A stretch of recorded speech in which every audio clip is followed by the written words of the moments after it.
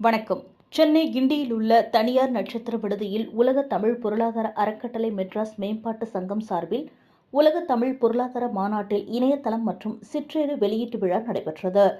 இதில் சிறுபான்மையினர் நலன் மற்றும் வெளிநாடு வாழ் தமிழர் நலத்துறை அமைச்சர் சாமு நாசர், விஐடி வேந்தர் ஜி விஸ்வநாதன், உலக தமிழ் பொருளாதார அறக்கட்டளை தலைவர் VRS சம்பத், பிஜிபி குரூப் இயக்குனர் doctor Periyasamy, president group A Abubakar, mega TV இயக்குனர் திருமதி ஜெயந்தி தங்கபாலு மற்றும் பல்வேறு தொழிலதிபர்கள் கலந்து கொண்டனர்.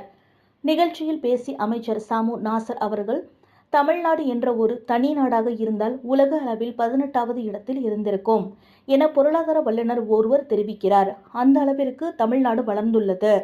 எப்போதும் இல்லாத அளவிற்கு இந்த ஆண்டில் 6.69% பொருளாதார அளவில் வளர்ந்துள்ளது. இதற்கெல்லாம் காரணம் தமிழ்நாடு முதல்வர் அவர்கள்தான்.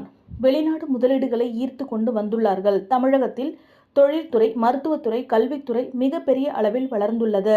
அயலக தமிழர்கள் 33 லட்சம் பேர் உள்ளனர். அவர்களுக்காக அயலக தமிழர் நலவாரியம் அமைக்கப்பட்டு அவர்களுக்காக பல்வேறு திட்டங்களை செயல்படுத்தியுள்ளார்கள். பல்வேறு பெருமைகளை கொண்டவர்கள் தமிழர்கள். நமக்குள் தாழ்வு பணம் உள்ளதால் பெருமையை சொல்ல நமக்கு மனம் வரவில்லை. நம் தமிழர்கள் அனைத்து துறையிலும் வல்லுநர்கள். தமிழர்களிடம் உள்ள அனைத்து தகுதிகளும் இருக்கிறது. உலக அரங்கில் பில்கேட்ஸ் போல வளர வேண்டும். படித்த இளைஞர்களுக்கு வேலை வாய்ப்பு வழங்க வேண்டும் என்று அவர் தெரிவித்தார்.